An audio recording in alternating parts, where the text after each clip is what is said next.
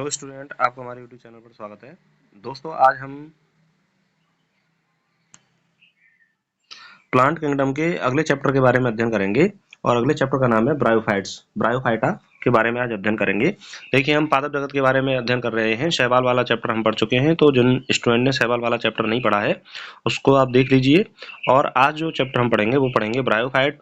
Bryophyta के बारे में बात करेंगे। ब्रायोफाइटा क्या है, इन सभी चीज़ों के बारे में बात करेंगे और कैसे कैसे पौधे होते हैं, किस तरह से इनको वेचर कहा जाता है, इन सब के बारे में हम चर्चा करेंगे। ठीक है, ये क्लास जो बायोलॉजी सब्जेक्ट से स्टूडेंट तैयारी कर रहे हैं उनके लिए बहुत ज़्यादा इंपॉर्टेंट है।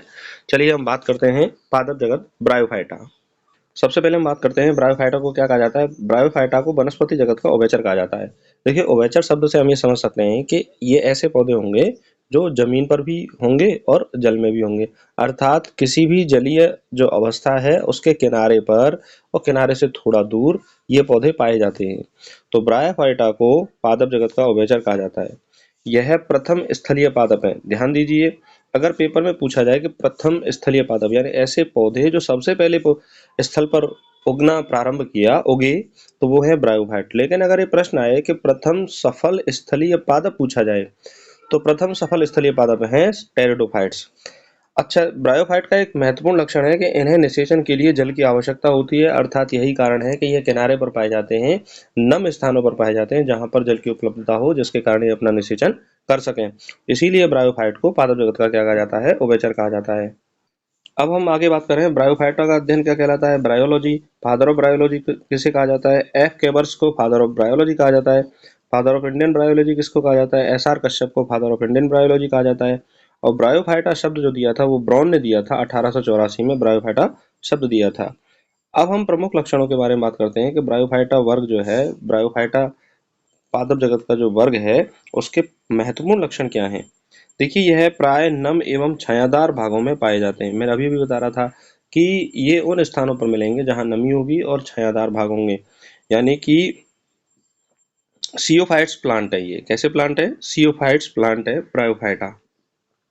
ये अनुक्रमण में महत्वपूर्ण भूमिका निभाते हैं। देखिए, सबसे पहले आप ये समझिए अनुक्रमण क्या होता है। कोई ऐसी अवस्था या चट्टानी अवस्था जहां पर पौधों को उगाना है, तो सबसे पहले उगने वाले जो पौधे होते हैं वह होते हैं ब्रायोफाइट्स। उसके बाद अन्य पौधे धीरे धीरे क्या होते हैं, कई सौ सालों में, कई हजारों सालों में वहां पर एक जंगल का विकास होता है, चरम समुदाय, वन समुदाय बनता है। लेकिन प्रारंभिक जो पौधे होते हैं वह ब्रायोफाइट्स होते हैं। लाइकेन होते हैं, लाइकेन भी प्रारंभिक पौधों में ही आते हैं।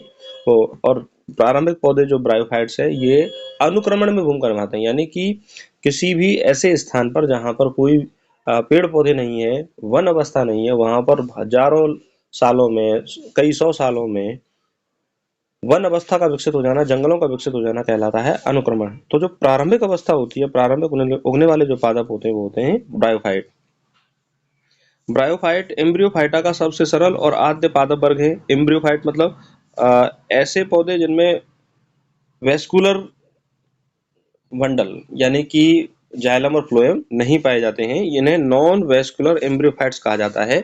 एम्ब्रियोफाइट्स मतलब ऐसे पौधे जिनमें भ्रूण का विकास होता है। तो सबसे प्रारंभिक पौधे जिनमें भ्रूण का विकास होता है वह कौन है, ब्रायोफाइट है। लेकिन इनमें संवहन तंत्र नहीं पाया जाता है, इसीलिए इन्हें नॉन वेस्कुलर एम्ब्रियोफाइट्स कहा जाता है। असंवहनीय भ्रूणीय पादप इनको कहा जाता है। अगर बात करें भारत में, तो भारत में हिमालय के दक्षिणी भाग और नीलगिरी की पहाड़ियों पर सर्वाधिक पाए जाते हैं ब्रायोफाइट। तो पूछा जा सकता है आपसे प्रश्न कि ब्रायोफाइट भारत में कहाँ पाए जाते हैं, तो ये हिमालय के दक्षिणी भाग में और नीलगिरी पहाड़ियों पर सबसे ज्यादा मात्रा में पाए जाते हैं ब्रायोफाइट।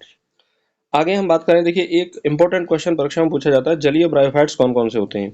तो रेक्सिया फ्लूटेंस और स्फेग्नम ये जलीय ब्रायोफाइट्स हैं।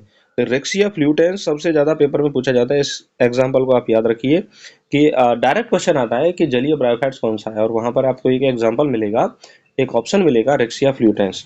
अगर हम बात करें मृतोपजीवी ब्रायोफाइट्स, तो बॉक्सबोमिया, एफाइला, क्रिप्टोथैलस मिराबिलिस, क्रिप्टोथैलस मिराबिलिस ये मृतोपजीवी ब्रायोफाइट्स है, यानी कि मृत पदार्थों पर अपना जीवन यापन करते हैं, जिन्हें हम सैप्रोफाइट्स भी कहते हैं। आगे हम बात करें अधिपादपीय ब्रायोफाइट्स, यानी पादप के ऊपर अपना जीवन यापन करने वाले ब्रायोफाइट्स कौन कौन से हैं। फ्रूलेनिया, मेगासेरोस, फ्यूनेरिया और डेंड्रोसेरोस ये अधिपादपीय ब्रायोफाइट्स हैं। फ्रूलेनिया, मेगासेरोस, फ्यूनेरिया और डेंड्रोसेरोस अधिपादपीय एपीफाइटिक ब्रायोफाइट्स हैं। तो एपीफाइटिक ब्रायोफाइट्स भी परीक्षा में पूछे जा सकते हैं। देखिए, मैं आपको एक चीज़ क्लियर करना चाहूँगा कि जब भी आप प्लांट किंगडम पढ़ रहे हो, एल्गी, ब्रायोफाइट्स, टेरिडोफाइट, जिम्नोस्पर्म और एंजियोस्पर्म, इसमें ऐसा कुछ भी नहीं होता कि यही चीज़ इंपॉर्टेंट होती है और ऐसा भी नहीं होता कि सारी चीज़ें इंपॉर्टेंट नहीं होती। तो जितना मैटर आपको दिया जा रहा है, लगभग पूरा मैटर आपको एग्जैक्ट क्लियर होना चाहिए, तभी आप वहाँ से इन चैप्टर से क्वेश्चन बहुत अच्छे से कर पाएंगे। क्योंकि क्वेश्चन जब भी परीक्षा का पैटर्न है, उस पैटर्न के हिसाब से पैटर्न का चेंजेस हमेशा होता है। तो वो हमेशा कोई एक ही चीज़ नहीं पूछता, वो अलग अलग चीज़ें पूछता रहता है। कभी जलीय ब्रायोफाइट्स पूछ लेगा, तो कभी एपीफाइटिक ब्रायोफाइट्स पूछ लेगा, कभी सैप्रोफाइट्स पूछ लेगा, प्रतोपजीवी ब्रायोफाइट्स पूछ लेगा। तो पूछने का अलग अलग तरीका है। तो यदि हम इनको रिवाइज करते रहेंगे तो आसानी से हमें याद हो जाएंगे। देखिए, ब्रायोफाइट की पादप संरचना के बारे में बात करें तो मुख्य पादप शरीर अगुणित होता है, युग्मकोद्भिद गैमेटोफाइट होता है, क्योंकि ये युग्मक उत्पन्न करते हैं। तो ब्रायोफाइट का शरीर कैसा होता है? अगुणित युग्मकोद्भिद युग्मक उत्पन्न करने वाला शरीर होता है। स्मॉलेस्ट ब्रायोफाइट्स, जूपसिस को स्मॉलेस्ट ब्रायोफाइट माना जाता है, और लार्जेस्ट ब्रायोफाइट फोंटिनेलिस या ब्रूक मॉस को लार्जेस्ट ब्रायोफाइट्स कहा जाता है। तो फोंटिनेलिस लार्जेस्ट ब्रायोफाइट्स है, जिसे ब्रूक मॉस के नाम से भी जाना जाता है। ब्रूक मॉस भी आपसे परीक्षा में पूछा जा सकता है, इसको आप याद रखिए। थैलस शैवाल की अपेक्षा विभेदित होता है। यह सीधा व श्यान होता है, या तो ये सीधा होगा या श्यान लेटा हुआ होगा। जो एक कोशिकीय अथवा बहुकोशिकीय राइजोइड के द्वारा, ब्रायोफाइट में एक कोशिकीय बहुकोशिकीय दोनों तरह के राइजोइड पाए जाते हैं। सबस्ट्रेटम सबस्ट्रेटम मतलब आधार से जुड़ा रहता है। तो थैलस की जो संरचना है वो शैवाल की अपेक्षा विकसित होती है। सीधी सी बात है, जब पादप जगत का जो वर्गीकरण किया गया है वो विकास के आधार पर किया गया है। शैवाल, ब्रायोफाइट, टेरिडोफाइट, जिम्नोस्पर्म और एंजियोस्पर्म। तो शैवाल से ज्यादा सुसंगठित संरचना जो मिलेगी वो ब्रायोफाइट्स में मिलेगी। इससे भी अच्छी जो सुसंगठित संरचना मिलेगी वो टेरिडोफाइट्स में मिलेगी। तो जो इनका जो थैलस है वो विभेदित होता है, और यह सीधा भी हो सकता है, लेटा भी हो सकता है। एक कोश के बहुकोश के इसमें राइजोइड पाए जाते हैं, और यह उन राइजोइड के द्वारा सबस्ट्रेटम जो अपना आधार है उनसे क्या रहता है? चिपका हुआ रहता है। आगे हम बात करें, इसमें वास्तविक जड़ तना पत्ती नहीं होते। इनमें जड़ समान संरचना, तने समान संरचना, पत्ती समान संरचना पाई जाती है। तो मोस्ट इंपोर्टेंट है कि ब्रायोफाइट में ना तो जड़ पाई जाती, ना तना पाया जाता, ना पत्ती पाई जाती है। जड़ जैसी संरचना, तने जैसी संरचना और पत्ती जैसी संरचना पाई जाती है। अगर हम ब्रायोफाइट्स के बारे में बात करें तो ब्रायोफाइट्स कैसे होते हैं? अगुणित और गैमेटोफाइट युग्मकोद्भिद होते हैं, हैप्लॉइड होते हैं। यह दो तरह के होते हैं, थैलॉइड ब्रायोफाइट और folios Parnell bryophyte. Thalloid bryophyte में पौधा पृष्ठ व अधर सतह से चपटा रहता है, जिसे हम डॉर्सी वेंट्रली फ्लैटेंड कहते हैं। और इनमें जो राइजोइड होते हैं वो एक कोशिकीय, अशाखित और चिकनी भित्ति युक्त होते हैं। मोस्ट इंपोर्टेंट है। तो ब्रायोफाइट्स दो तरह के होते हैं, एक होते हैं थैलॉइड और दूसरे होते हैं Parnell folios bryophytes. Thalloid bryophytes जो होते हैं उनका पृष्ठ व अधर चपटा होता है, तो डॉर्सो वेंट्रली फ्लैटेंड कहते हैं इसको। और इनमें जो मूलाभ होते हैं वह राइजोइड यूनिसेलुलर एक कोशिकीय होते हैं। इंपॉर्टेंट है, अशाखित होते हैं और चिकनी भित्ति युक्त होते हैं। चिकनी भित्ति युक्त होते हैं या गुलकीय ट्यूबरक्यूलेटेड होते हैं, ट्यूबरक्यूलेटेड होते हैं। और देखिए, थैलॉइड जो ब्रायोफाइट्स है उसका एग्जांपल है Riccia, Marchantia, Anthoceros. Foliose bryophyte, पर्नेल ब्रायोफाइट के बारे में बात करें तो इन ब्रायोफाइट में पत्तियां पाई जाती हैं। पत्तियां छोटी, अवृंत और सरल होती हैं। ये तने की पर्व संधियों पर सर्पिलाकार क्रम में लगी रहती हैं। कैसी लगी रहती हैं? सर्पिलाकार क्रम में पत्तियां लगी रहती हैं, इसीलिए इनको फोलियोज ब्रायोफाइट्स कहा जाता है। इनमें राइजोइड मल्टी सेलुलर बहुकोशिकीय एवं शाखित होते हैं। तो जितने भी उच्च ब्रायोफाइट्स होते हैं वो फोलियोज ब्रायोफाइट्स होते हैं। सभी मॉस, फ्यूनेरिया, पॉलीट्राइकम और स्फैग्नम, यह सभी फोलियोज ब्रायोफाइट्स के उदाहरण हैं। आगे हम बात करें तो ब्रायोफाइट्स में वास्तविक संवहन ऊतक का क्या होता है? अभाव होता है। तो नॉन वेस्कुलर प्लांट है ये, वास्तविक संवहन ऊतक इनमें नहीं पाया जाता। अगर हम ब्रायोफाइट में जनन की बात करें तो जनन दो प्रकार का होता है, कायिक जनन और लैंगिक जनन। कायिक जनन के बारे में बात करें तो पहला जो प्रकार है कायिक जनन का वह विखंडन है, फ्रेगमेंटेशन है। फ्रेगमेंटेशन मतलब ब्रायोफाइट्स प्लांट के कहीं से भी टूट जाता है तो वो नया पौधा विकसित हो जाता है, और ऐसा होता है रिक्सिया, मार्केंसिया और एंथोसरोस में। अपस्थानिक शाखाओं द्वारा, यानी ब्रायोफाइट प्लांट पर अपस्थानिक शाखाएं विकसित होती हैं थैलस पर, और थैलस से नया जो ब्रायोफाइट है वो बनता है। तो टार्जियोनिया में ऐसा पाया जाता है, टार्जियोनिया ब्रायोफाइट में अपस्थानिक शाखाओं द्वारा कायिक जनन होता है। कंद द्वारा, ट्यूबर द्वारा, तो देखो ब्रायोफाइट के थैलस पर ट्यूबर का विकास होता है, और उसके द्वारा नया ब्रायोफाइट बन जाता है, ट्यूबर जब अलग हो जाता है। और ऐसा पाया जाता है लिवर बर्ड में। किसमें मिलता है? लिवर बर्ड में। ट्यूबर द्वारा कायिक जनन लिवर बर्ड में पाया जाता है। मोस्ट इंपॉर्टेंट है, जैमा द्वारा। देखिए जैमा एक कपला एक स्ट्रक्चर होती है, उसमें छोटी छोटी संरचनाएं पाई जाती हैं जिन्हें जैमी कहते हैं। ये जैमी नया पादप क्या करती हैं, विकसित करती हैं। तो जैमा द्वारा जो ब्रायोफाइट्स में कायिक जनन पाया जाता है, तो इसके उदाहरण है आपके मार्केंसिया और एंथोसेरोस। मोस्ट इंपोर्टेंट है, मार्केंसिया और एंथोसेरोस जैमा द्वारा होने वाला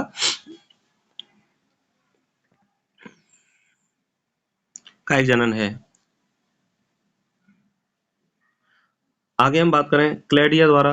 देखिए स्तंभ व पत्ती पर अलग होने वाली शाखा जो नया पादप बनाती है। क्लैडिया क्या होता है, ये जो ब्रायोफाइट्स का जो पत्ती है या थैलस है, उस पर एक शाखा विकसित होती है और वह शाखा अलग होकर नया पादप बनाती है, उसे क्लैडिया कहते हैं। और क्लैडिया जो है वह कायिक जनन करती है ब्रायोप्टेरिस में और फ्लूरेरिया में। किसमें करती है, ब्रायोप्टेरिस में और फ्लूरेरियम फ्लूरेली फ्लू फ्रूलेरिया में फ्रूलेरिया में। अब बात करते हैं प्रोटोनेमा द्वारा। देखिए बीजाणु अंकुरित होकर प्रोटोनेमा बनाते हैं और प्रोटोनेमा पर बड शाखाएं विकसित होती हैं और वह बड नया पादप बनाती हैं।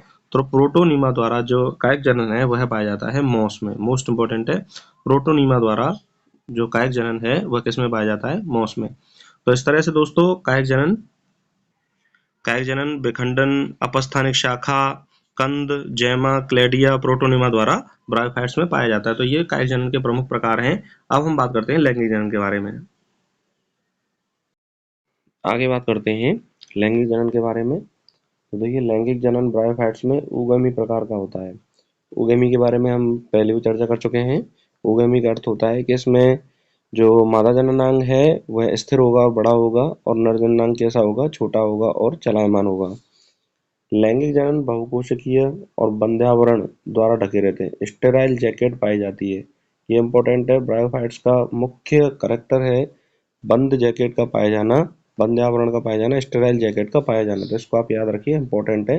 ब्रायोफाइट में लैंगिक जनन बहुकोशिकीय होते हैं और इनके ऊपर बंध्यावरण द्वारा ढके रहते हैं, बंध्यावरण इनके ऊपर पाया जाता है। देखिए नर लैंगिक अंग को पुंधानी कहते हैं। एंथ्रीडियम से पुमड़ू बनते हैं। ये द्विकशाविक होते हैं और पुमड़ू उत्पन्न करते हैं। एंथ्रीडियम से द्विकशाविक पुमड़ू उत्पन्न होते हैं और यह मुग्धाकार होती है। कैसी होती है, मुग्धाकार होती है एंथ्रीडियम। मादा लैंगिक अंग स्त्रीधानी आर्चिगोनियम कहलाता है।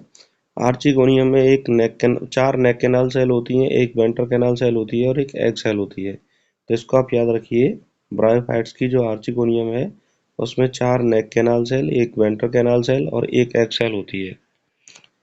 देखिए पुंधानी मुग्धाकार होती है और स्त्रीधानी फ्लास्क के आकार की होती है जिसमें एक अंडा होता है। तो ध्यान देना, फ्लास्क के आकार की आर्चिगोनियम पाई जाती है ब्रायोफाइट्स में और मुग्धाकार एंथ्रीडियम पाया जाता है ब्रायोफाइट्स में। एंथ्रीडियम में द्विकशाविक पुमड़ू उत्पन्न होते हैं जिन्हें एंथीरोजॉइड कहते हैं, और स्त्रीधानी में चार नेक कैनाल सेल होती हैं, एक वेंट्रल कैनाल सेल होती है और एक एग सेल होती है। अब देखिए ब्रायोफाइट का एक मुख्य लक्षण है कि निषेचन के लिए जल आवश्यक है। पुमड़ू को पानी में छोड़ दिया जाता है, ये स्त्रीधानी के संपर्क में आते हैं और अंडे से संगलित हो जाते हैं, मतलब अंडे से जुड़ जाते हैं, जिसके कारण युग्मनज जायगोट बनता है। और इस तरह का जो आकर्षण है वो कीमोटैक्टिक अट्रैक्शन है। तो ब्रायोफाइट में निषेचन के लिए रसायन अनुचलन या रसायनुचलन आकर्षण पाया जाता है, जिसके कारण जो नर जननांग होता है, नर जो शुक्राणु है, नर युग्मक है, वह अंडे की ओर आकर्षित होता है और पुमड़ू जो एंथीरोजॉइड है वह अंडे से क्या हो जाता है, मिल जाता है।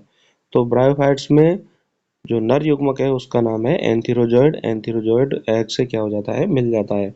जायगोट में तुरंत मियोसिस नहीं होता है, जिसके कारण बीजाणु स्पोरोफाइट बन जाता है। तो मोस्ट इंपोर्टेंट है, इसमें जायगोट में तुरंत मियोसिस अर्धसूत्री विभाजन नहीं होता है और स्पोरोफाइट बनता है। स्पोरोफाइट मुक्त जीवी नहीं है, बल्कि यह प्रकाश संश्लेषी युग्मकों से जुड़ा रहता है और इससे अपना पोषण प्राप्त करता है। तो ब्रायोफाइट का बहुत मोस्ट इंपोर्टेंट कैरेक्टर है। नॉर्मली परीक्षा में यही पूछा जाता है कि देखिए एक तो मुख्य कैरेक्टर होता है ब्रायोफाइट का कि इसमें स्टेराइल जैकेट पाई जाती है, बंध्य आवरण पाया जाता है। और दूसरा ब्रायोफाइट का मुख्य कैरेक्टर ये है कि जो स्पोरोफाइट है वो युग्मकोद्भिद पर निर्भर रहता है अपने भोजन के लिए। तो sporophyte is dependent on gametophyte. तो ये ब्रायोफाइट का मुख्य लक्षण है। इस तरह से हमें याद रखना होगा कि लैंगिक जनन संरचना कौन सी है, नर जनन अंग कौन सा है, मादा जनन अंग कौन सा है। नर जनन अंग है एंथीडियम और मादा जनन अंग है आर्चिगोनियम। और इसमें कौन सा अनुचलन पाया जाता है, रसायन अनुचलन पाया जाता है, कीमोटैक्टिक अट्रैक्शन पाया जाता है। और यह इसमें स्पोरोफाइट किस पर निर्भर रहता है, गैमेटोफाइट पर स्पोरोफाइट निर्भर रहता है।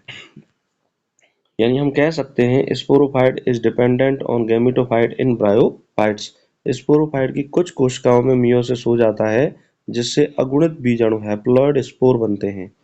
ये भी इम्पोर्टेंट कैरेक्टर है।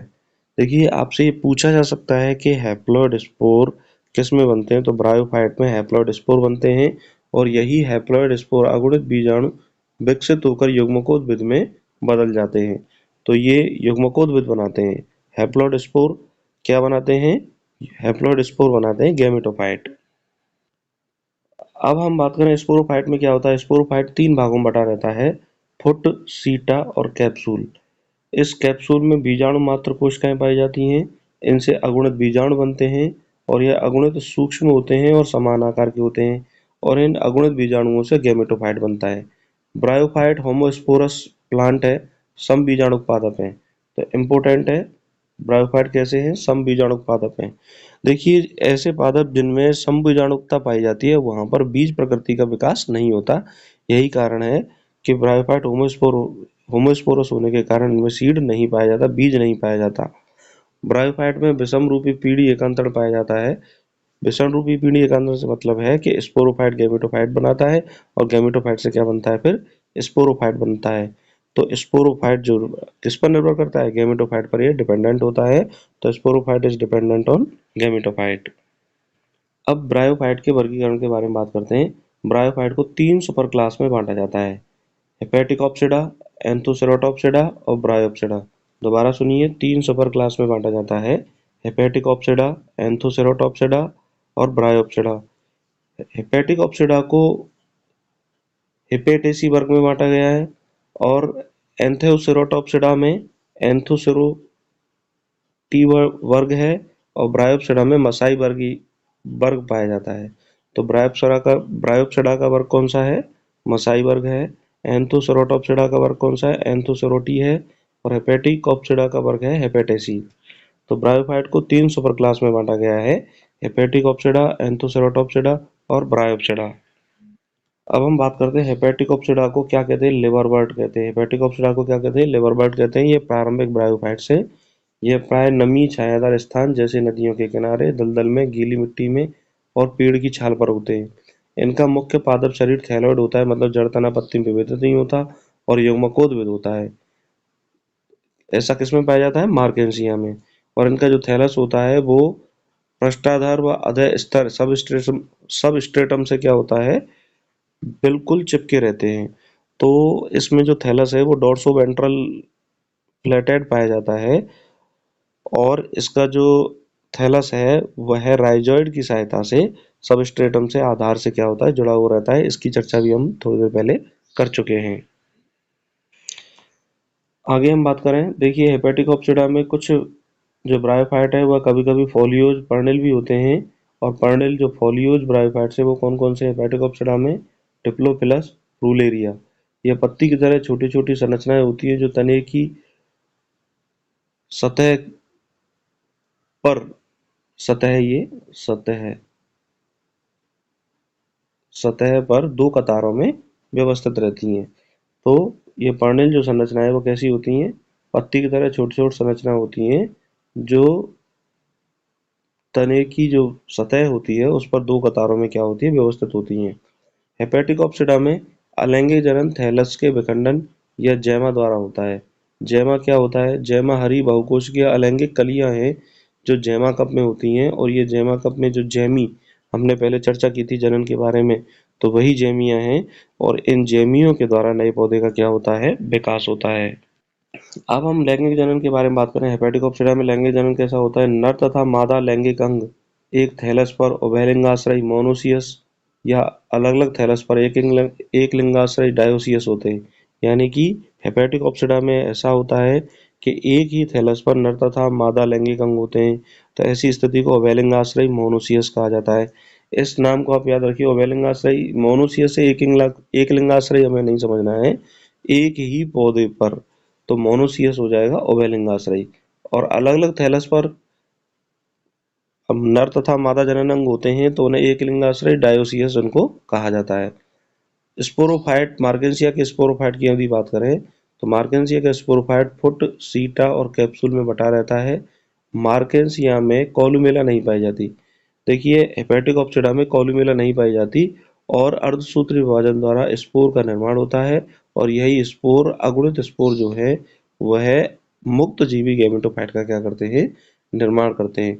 तो देखिए, स्पोरोफाइट मुक्त जीवी नहीं होता ब्रायोफाइट में। ब्रायोफाइट में जो मुक्त जीवी होता है वह होता है गैमेटोफाइट। आगे हम बात करें, हेपेटिकोप्सिडा में राइजोइड एक कोशिकीय, अशाखित और चिकनी भित्ति युक्त होते हैं। इम्पोर्टेंट है, पूछा जा सकता है कि हेपेटिकोप्सिडा में राइजोइड कैसे होते हैं? एक कोशिकीय, अशाखित और चिकनी भित्ति युक्त होते हैं। ध्यान दीजिए, इस हेपेटिकोप्सिडा में इलेटर्स पाए जाते हैं, ये मोस्ट इंपोर्टेंट है। हेपेटिकोप्सिडा में क्या पाए जाते हैं? इलेटर्स पाए जाते हैं। और हेपेटिकोप्सिडा का जो उदाहरण है वह रिक्सिया और मार्केंसिया है। रिक्सिया और मार्केंसिया हेपेटिकोप्सिडा का उदाहरण है। अब हम अगले वर्ग के बारे में बात करते हैं। अगले वर्ग का नाम है एंथोसेराटोप्सिडा, जिन्हें हम हॉर्नबर्ड भी कहते हैं। इनका पादप जो होता है थैलॉइड होता है, मतलब जड़तना पत्ती में विभेदित नहीं होता, और युग्मकोद्भिद होता है, गैमेटोफाइट होता है, तथा पृष्ठधारी डोर्सो वेंट्रल इनका शरीर पाया जाता है। राइजोइड एक कोशिकीय, अशाखित और चिकनी भित्ति युक्त होते हैं। स्पोरोफाइट फुट और कैप्सूल में बटा रहता है। सीटा वाली जो स्थिति इसमें नहीं पाई जाती। कॉलुमेला इसमें पाया जाता है, और इलेटर्स की जगह पर आभासी इलेटर्स पाए जाते हैं, स्यूडो इलेटर्स पाए जाते हैं। बहुत ज़्यादा मोस्ट इंपॉर्टेंट है कि स्यूडो इलेटर्स किस में पाए जाते हैं? एंथोसेराटोप्सिडा में स्यूडो इलेटर्स पाए जाते हैं। इसको याद रखिए, पेपर में बहुत ज़्यादा पूछा जाता है। और इसका उदाहरण क्या है? एंथोसेरोस। और अगला वर्ग है ब्रायोप्सिडा, जिसे हम मॉस भी कहते हैं। इनका पादप युग्मकोद्भिद गैमेटोफाइट होता है। राइजोइड इसमें बहुकोशिकीय होते हैं और शाखित होते हैं, ये इंपॉर्टेंट है, इसको आप याद रखो। राइजोइड बहुकोशिकीय और शाखित होते हैं। पत्तियां छोटी, सरल व अवरंत होती हैं। स्पोरोफाइट 3 भागों में बटा रहता है, फुट, सीटा और कैप्सूल। कैप्सूल में कॉलोमेला पाई जाती है, और स्फुटन के लिए पेरिस्टोम टीथ पाए जाते हैं। तो मॉस में स्फुटन के लिए क्या पाया जाता है? पेरिस्टोम टीथ पाए जाते हैं। और जबकि हमने पढ़ा था कि एंथोसेराटोप्सिडा में क्या पाया जाता है? स्यूडोलेटर्स पाए जाते हैं। और हेपेटिकोप्सिडा में क्या पाया जाता है? इलेटर्स पाए जाते हैं।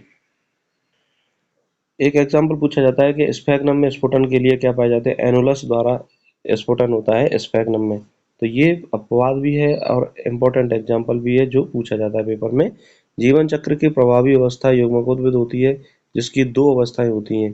एक होती है प्रोटोनिमा स्टेज और दूसरी होती है लीफी स्टेज। देखिए, प्रोटोनिमा जो स्टेज है वह प्राइमरी प्रोटोनिमा और सेकेंडरी प्रोटोनिमा बनाती है, और लीफी स्टेज है ये सेकेंडरी प्रोटोनिमा से बनती है। किससे बनती है? सेकेंडरी प्रोटोनिमा से ये बनती है, लीफी स्टेज। तो जो प्रोटोनिमा स्टेज है, तंतु में जो स्टेज है, अवस्था है, वह दो भागों में बटी रहती है, प्राइमरी प्रोटोनिमा और सेकेंडरी प्रोटोनिमा। और जो पत्तीमय अवस्था है वह सेकेंडरी प्रोटोनिमा से विकसित होती है। आगे हम बात करते हैं। देखिए, प्राइमरी प्रोटोनिमा यह स्पोर से बनता है, और विसर्पी तथा हरा शाखित होता है और तंतुमय होता है। और लीफी स्टेज जो है वह सेकेंडरी प्रोटोनिमा की पार्श्वीय कली से उत्पन्न होती है, और लीफी स्टेज जो है वो पत्ती की तरह होती है।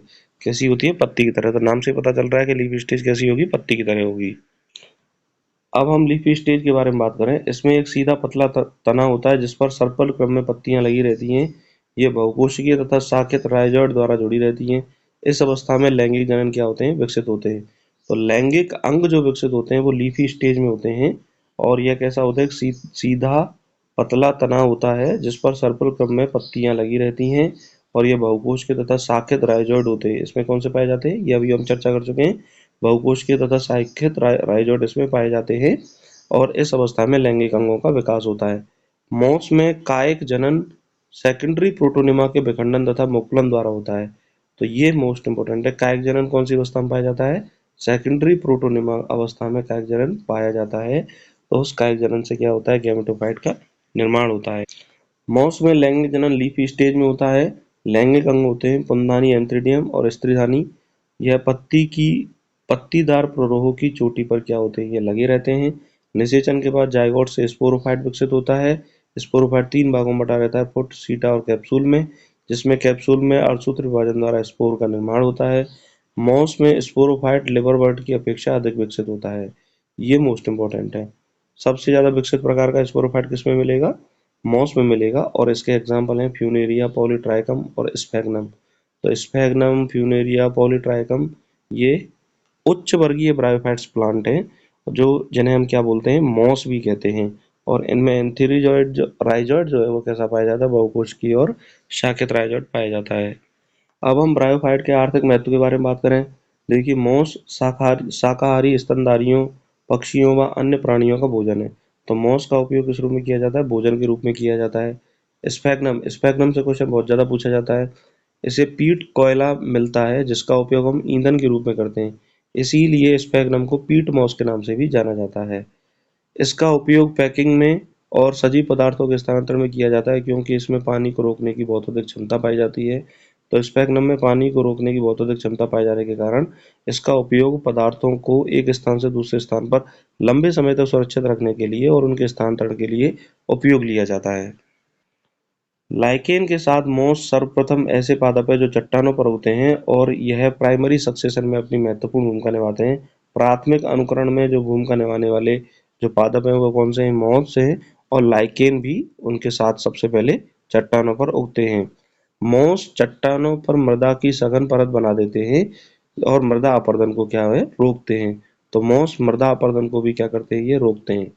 मार्केंसिया पॉलीमार्फा लंग्स रोग, यकृत रोग और कैंसर नाशक गुण इसमें पाए जाते हैं। तो कैंसर नाशक दवा इससे बनाई जाती है मार्केंसिया पॉलीमार्फा से, जो लंग्स रोग मतलब फुफ्फुस रोग और यकृत रोग में लाभकारी है और कैंसर में लाभकारी है।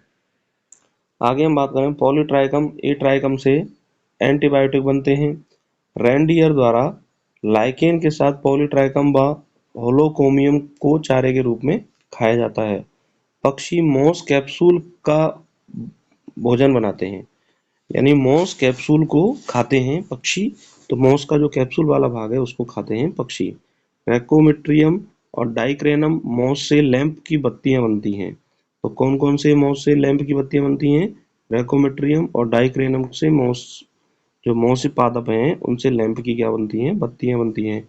ब्रायोफाइटा के पौधे प्रदूषण के सूचक होते हैं, ये मोस्ट इंपोर्टेंट है। तो लाइकेन के साथ साथ ब्रायोफाइट जो पादप होते हैं वह भी प्रदूषण के सूचक हैं।